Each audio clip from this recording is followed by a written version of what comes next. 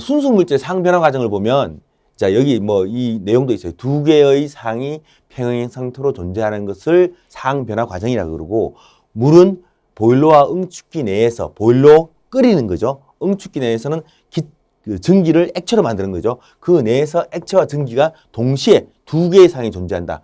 냉매는 냉동기 내에서 액체에서 전기로 증발을 하면서 냉동실 내에 혹은 냉장실 내에 그 온도를 열 에너지를 갖고 밖으로 나갑니다. 그래서 온도를 낮추는 거죠. 자, 한번 볼게요. 스테이지 1이라는 것은 상압에서, 즉 1atm에서 온도가 20도씨입니다. 그러면 이거는 증발을 할 수 없는 상황, 즉 압축액, compressed liquid 상태가 되고요. 온도가 올라가서 100도씨에 도달했어요. 이 경우에는 포화액, saturated 됐다 그러죠. 포화 상태가 됐다. 뭔가가 조금만의 변화만 있어도 뭔가 변화가 일어날 수 있는 경계치에 온 거예요. 포화된 상태. 물은 100도씨에 끓기 시작하잖아요. 그게 포화액이라고 그러고요. 또한 물이 100도를 유지하면서 계속 열이 공급되고 있는데 일부는 증발을 했고 일부는 물 상태로 남아있어요. 이 상태를 포화액 증기 혼합물 상태 혹은 포화 혼합물 상태라고 불려집니다. 이 상태가 세 번째 상태고요. 네 번째 상태로 가면 어떻게 되냐면 이미 얘네들이 다 증발을 해서 전기 상태로 갔어요. 완전히 전체가 이 공간 내가 전기가 가득 찼습니다. 그럴 경우에는 포화 전기 상태라고 부릅니다. 100도씨에 온도 변화는 없어요. 즉 상변화 과정 동안에서는 예를 들어서 압력을 일정하게 유지하고 있다면 온도 변화는 없어요. 반대로 온도를 일정하게 유지하고 있다면 압력 변화도 없다고 보면 돼요. 물론 뭐 그 갇혀진 공간에서는 달라지겠죠. 그러나 상변화 기간 동안에는 이런 형태의 실린더, 무빙 실린더 타입 같은 경우 압력 변화가 없다고 보면 돼요. 그리고 네 번째 영역에서는 이 상태에서 압력에서 주어진 압력에서 포화 온도보다 더 높이 올라갔죠. 이럴 경우는 과열전기라고 합니다. 과열전기. 즉, 그 액체가 가질 수 있는, 상변화 때 갖고 갈 수 있는 에너지보다 더 많은 에너지를 갖고 있는 상태. 이게 과열전기 상태가 되겠습니다. 자, 순수 물질의 상변화 과정 같은 경우는 앞에서 그림에서 봤듯이 똑같습니다. 1기압 20도씨 물은 압축액, compressed liquid 혹은 subcooled liquid, 관행액, 관행된 상태, 과하게 냉각된 상태 혹은 압축된 상태. 왜 이 말을 쓰냐? 압축된 상태라고 얘기하는 것은 어떤 의미를 갖고 있냐면 압력의 방점을 찍은 겁니다. 예를 들어서 우리가 CNG란 말이 있습니다. CNG. compressed natural gas. 내추럴 가스, 천연가스입니다. 천연가스를 압축을 했어요. 그래서 뭐가 돼요? 액화를 시킨 겁니다. 액화시킨 거. 즉 압력을 줘서 액화를 시켰다는 거죠. 그러니까 정해진 온도에서 포화 압력보다 더 높은 압력으로 가면 그 기체는 액체가 되는 거죠. 그럴 때 의미를 하기 위해서 과하게 압력이 가해졌다. 압축액. 그래서 compressed liquid라는 말이 얘기되고요. subcooled liquid는 이 압력을 의미하는 것이 아니라 온도를 의미하는 겁니다. 어떠한 기체를 온도를 자꾸 낮추면 어떻게 될까요? 상압에서 액체가 되죠. 즉 압력이 문제가 아니라 온도를 낮춰서 액체를 만든다. 그러니까 과하게 냉각했다. 온도를 기점으로 본 게 관행액이고 압력을 기점으로 본 게 압축액이에요. 이 말은 나중에 많이 쓰이기 때문에 염두에 두시라고 해서 설명드린 겁니다. 이 말은 또다시 말하면 압력을 높이면 액체가 되고 온도를 낮추면 액체가 된다는 얘기를 포함하고 있다. 상이 변할 때 그런 것을 잘 이해하시라고 나온 단어라는 것을 이해하시면 되겠습니다. 쉽게 증발하지 않는 상태. 당연하죠. 관행된 상태에서는 온도가 올라가기 전까지는 증발하기가 힘들어요. 즉 증발할 수 있는 에너지가 없다는 얘기예요. 열 전달로 물의 온도가 상승되면 압력이 일정하고 비체적은 증가한다. 비체적이 증가한다. 자, 여러분들 비체적인 단위가 뭡니까?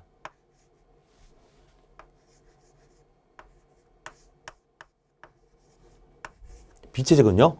단위 중량당 체적입니다. 단위 중량당 체적. 즉 1kg의 물이 있으면 열 전달로 물의 온도가 상승하면 어떻게 돼요?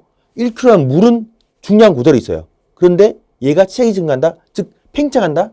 그런 얘기가 되죠. 공간에 차지할 수 있는 공간이 넓어진다는 얘기잖아요. 비체적이 증가한다. 이거는 어떤 의미로 가지냐면 액체에서 기체로 가면서 체적이 증가한다. 즉 체적이 증가한다는 얘기는 얘가 흘러가는 속도가 1m/s였는데 체적이 증가했어. 그러면 공간은 똑같아. 그러면 무슨 말이 돼요?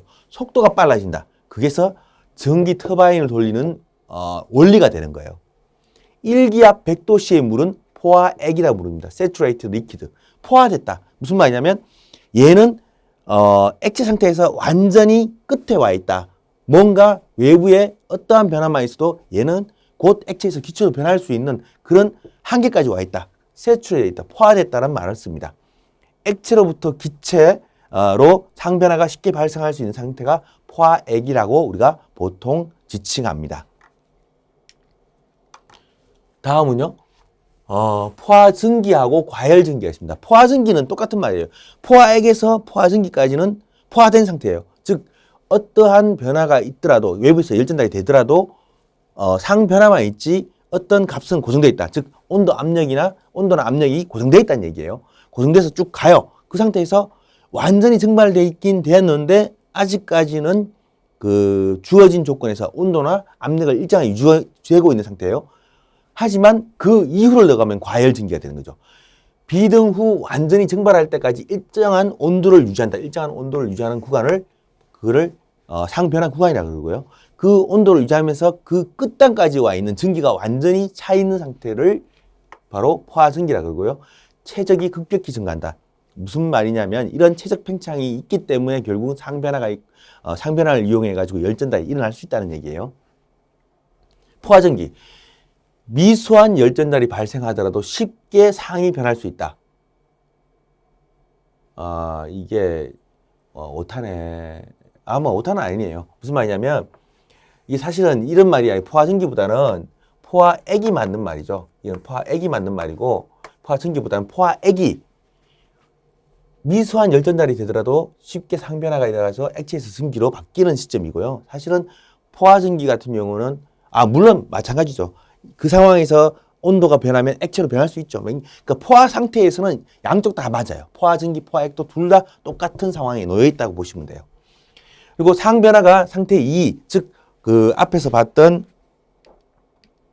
상태 2와 상태 4 사이에 있는 요 구간을 말하고 있다는 거죠. 포화 상태. 즉 포화액과 포화증기 그 중간에 있는 상태. 이 상태가 지금 우리 관심 대상이고 사실은 모든 그 앞으로 연력학에서 해석할 때 이 부분을 많이 해석합니다. 여기가 중요하기 때문입니다. 그리고 이럴 경우에는 포화액과 포화증기가 혼합된 상태죠. 포화액, 포화증기가 각 극단에 있는 여기에 섞여 있는 상태예요. 이 상태가 대부분 우리가 염두에 두고 있는 상태예요.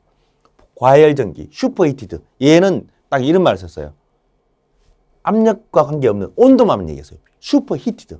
즉 무슨 말이냐면 과열전기 영역 같은 경우는 압력도 압력이지만 온도가 지배적이라는 얘기예요. 온도가 높으면 그만큼 과열되어 있는 상태다. 슈퍼히티드 베이퍼.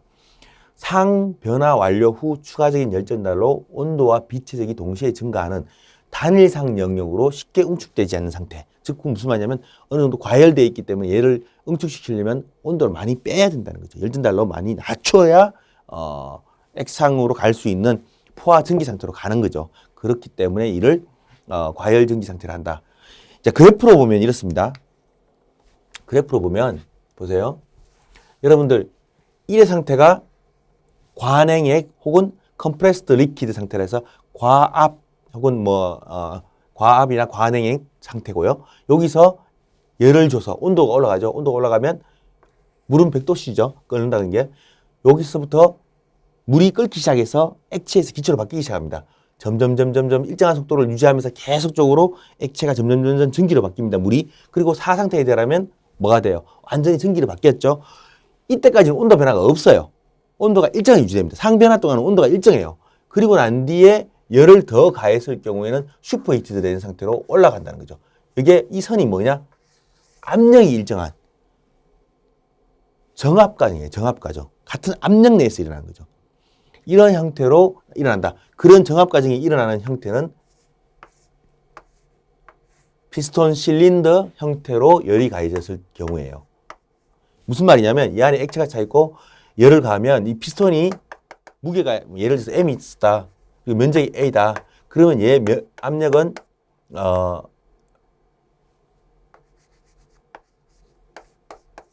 이렇게 보면 되죠. 단위 면적당 중력에서 발생하는 힘이죠. 이게 압력이 돼요. 이게 증가해서 밀어 올리고 내리고 밀어 올리고 내리고, 즉 체적은 늘어났다 줄었다 하지만 그 가해주는 하중은 동등하잖아요. 그렇기 때문에 정압 과정이에요. 그래서 동일한 압력을 유지하면서 1, 3, 4로 혹은 반대로 동일한 압력을 유지하면서 5, 4, 3, 2, 1로 같은 경로로 돌아간다. 이 경로를 동일한 압력이면 이 경로를 벗어날 수가 없어요. 같은 경로로 움직이게 돼 있어요. 방출된 열량, 즉 이렇게 올라갔다가 내려오면서 나오는 방출된 열량이 1에서 5까지 올라갈 때 가해진 열량과 동일하다. 동일합니다. 동일한 경로에 따라서 움직인다는 얘기예요. 그래서 얘네들은 동일한 경로에 따라서 움직인다. 이렇게 생각하시면 되겠습니다. 여러분들, 제가 계속 그 피스톤 실린더 얘기하는 거는 우리가 해석할 때 피스톤 실린더 형태로 해석을 하면 보통 정압 과정이 되고요. 갇혀진 단단한 용기란 말이 나오면 그것은 용기가 변동이 없을 거 아니에요. 체적이 변동이 없어요. 그건 보통 정적 과정, 체적이 변화가 없는 과정입니다. 그래서 연력학에서는 정압 과정, 정적 과정이라는 말이 계속 나올 건데, 보통 단단한 컨테이너, 통이라면 정적 과정을 의미하는 거고, 피스톤 실린더란 말이 나오면 정압 과정이라고 생각하시면 무리가 없겠습니다. 순수 물질의 상황 변화 과정, 포화 온도, 포화 압력. 이 포화 온도, 포화 압력은 뭐냐?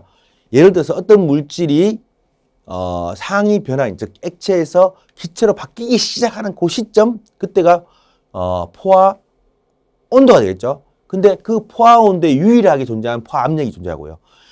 어떤 압력에서 액체가 기체로 바뀔 때 그때 유일한 온도를 포화 온도라고 부릅니다. 즉 예를 들어서 임의의 온도에서 액체에서 기체로 바뀌는 그때의 압력을 포화 압력이라 부르고요. 임의의 압력에서 액체에서 기체로 바뀔 때의 온도를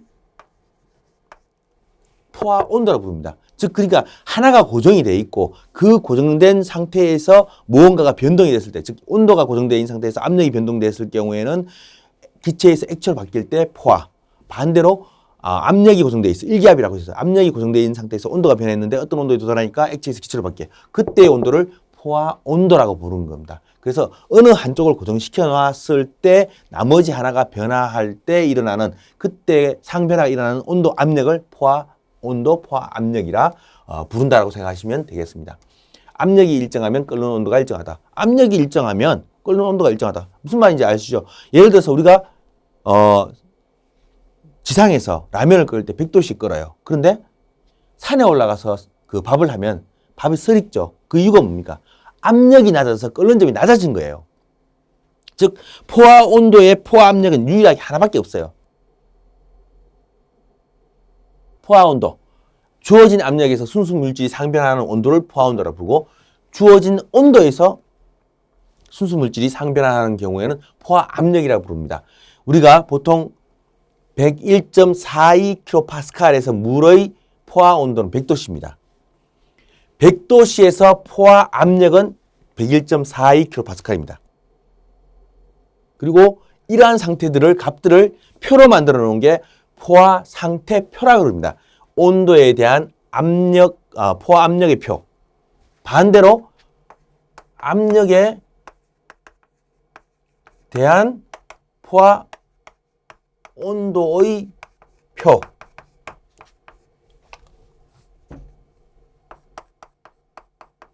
이게 존재합니다. 두 가지 형태의 표가 둘 다 존재해요. 즉 온도에 대한 포화 압력표가 있고 압력에 대한 포화 온도표가 둘 다 존재합니다. 그래서 우리는 이 포화 상태표를 이용해 가지고 해석을 하게 됩니다. 포화 상태표는 이번에 다 실험을 해서 값을 만들어 둔 거예요. 그래서 우리는 그 값들을 이용해서 어떠한 상황 변화를 해석할 수가 있습니다. 그래서 이 표를 보는 방법 익혀 두셔야 됩니다. 굉장히 중요합니다. 표를 보는 방법은 어떤 표를 보든 간에 동일하니까 표를 보는 방법을 익혀 두셔야 됩니다. 왜냐하면 이 3장에서의 그 상변화 과정에 대해서 해석을 하려면 수식으로 표현할 수가 없어요. 그래서 표로 만들어 놨어요. 그래서 여러분들은 그 표를 보는 방법, 그게 굉장히 중요합니다. 잠열이라는 것은 레이턴트 히시라고 합니다. 레이턴트.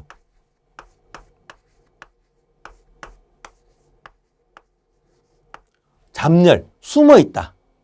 잠자고 있다는 얘기예요. 숨어있다는 얘기예요. 잠열은 숨어있는 열, 보이지 않는다. 즉 무슨 말이냐면 온도 상승에 영향을 주지 않는 열.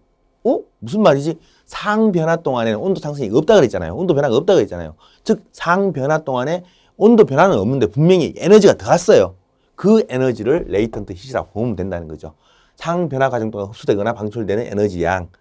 융해 잠열, 용융 잠열, 녹을 때죠. 녹을 때. 녹는 동안에 증발 잠열, 기화 잠열, 기화 동안에 흡수되거나 방출되는 에너지다.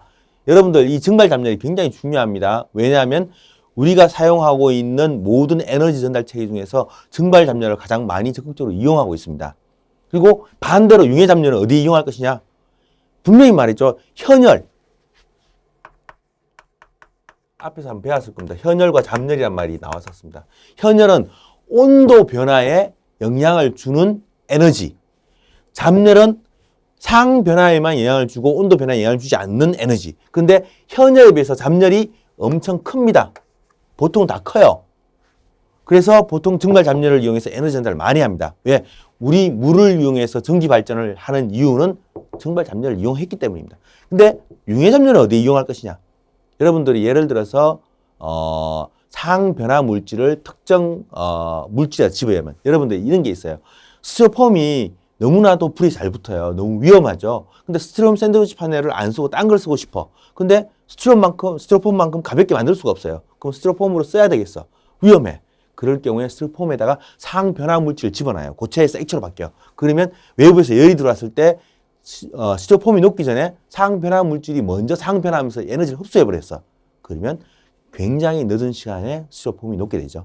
그렇게 할 수 있는 방법이 융해 잠열을 이용했기 때문입니다. 그래서 여러분들이 융해 잠열이 증발 잠열이 용어라고 생각하지 마시고요. 이거를 달리 생각해 보면 굉장히 유용하게 쓰고 있어요. 우리 주위에서.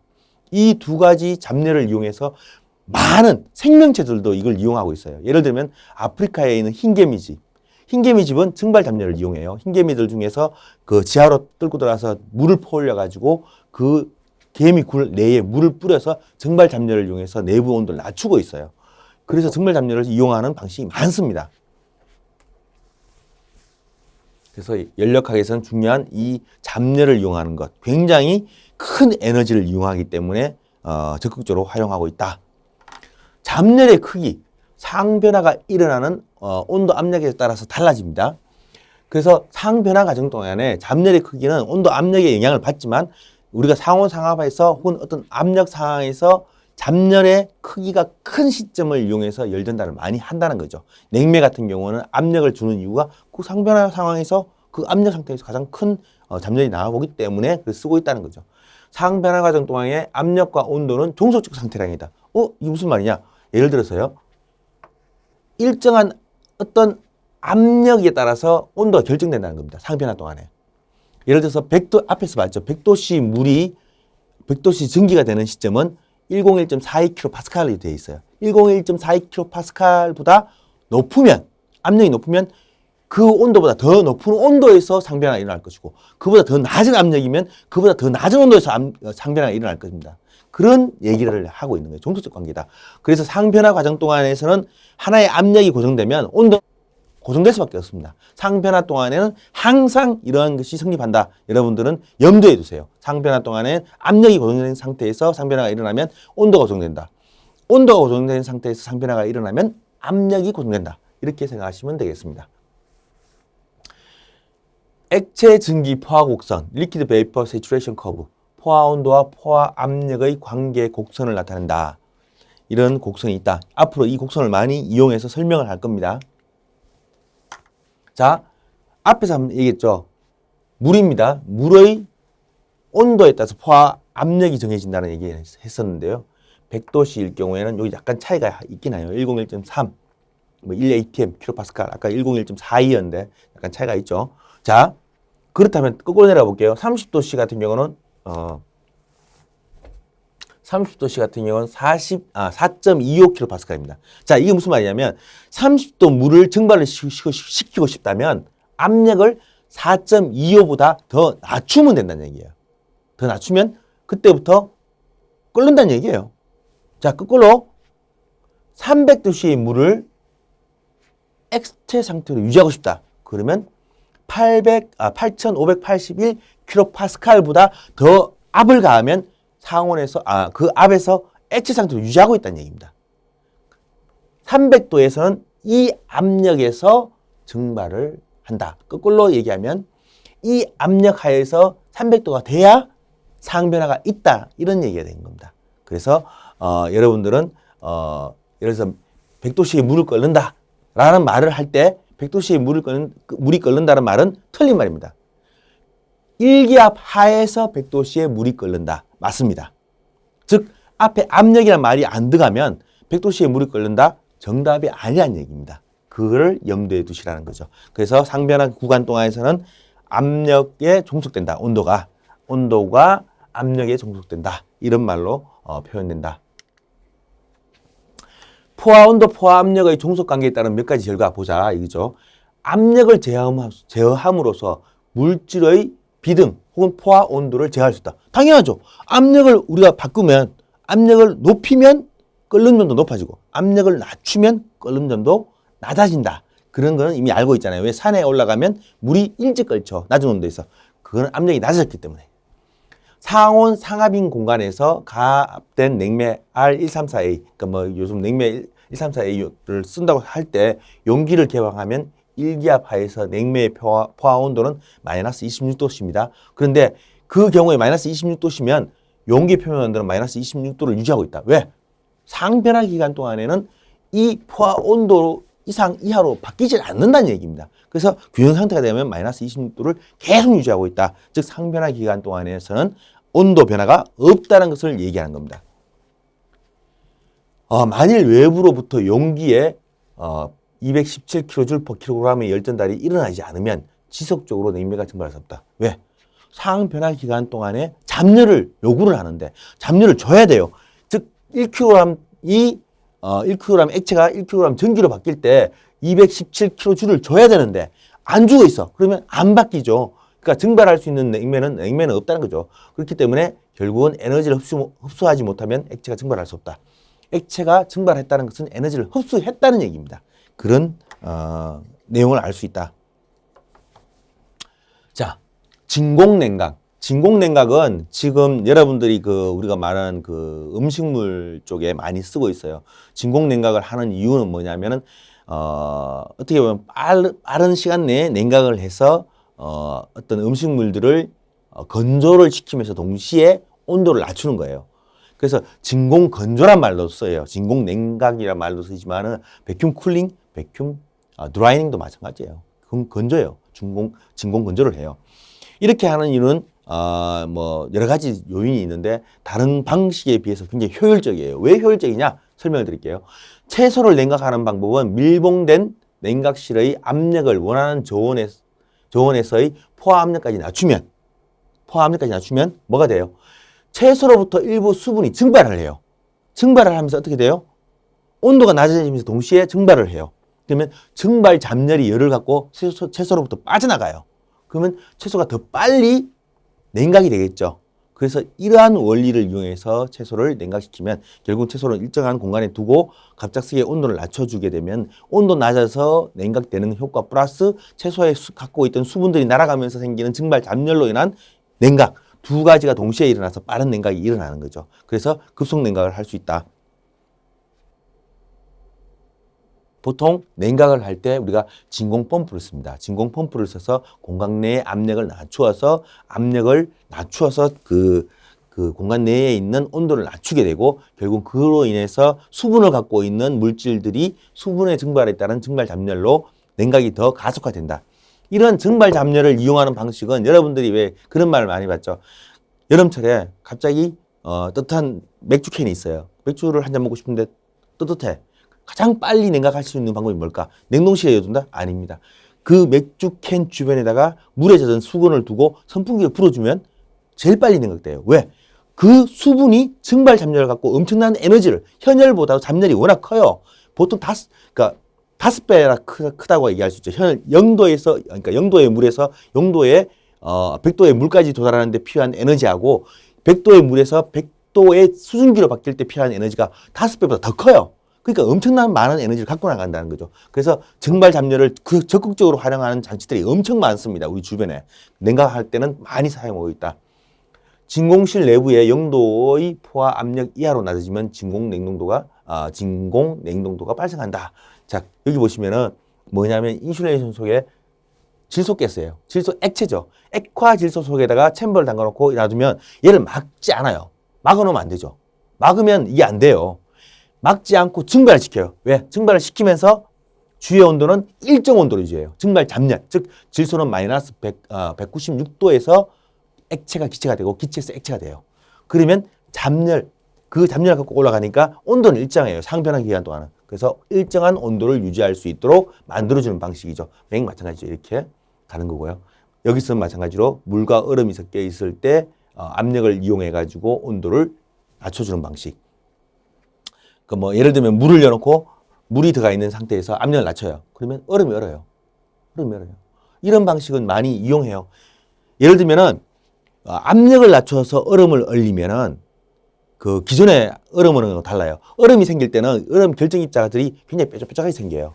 이렇게 결정이 생겨요. 그러면 그 예를 들면 고기 같은 걸 냉동실에 넣어서 얼려요. 그러면 이런 뾰족뾰족한 얼음 결정 입자들이 생기면서 그 내부에서 고기들의 어떤 그 세포들을 다 잘라버려요. 그러면 얼렸다가 해동시킨 고기는 맛이 없어요. 왜? 이런 문제가 생기기 때문에. 그래서 최근에 개발된 기술은 고기를 어떤 공간에 넣어놓고 진공을 빨아당겨요. 진공을 빨아당기면 얼음이 뾰족하게 어는 게 아니라 둥글게 얼 수 있도록 만들어주는 기술이 개발됐어요. 그러면 육질을 유지하면서 오랫동안 보관할 수 있는 방법이 개발된 거예요. 그게 진공 냉각 때문에 그래요. 상변화를 이용한 거죠. 굉장히 쉬운 방법이죠.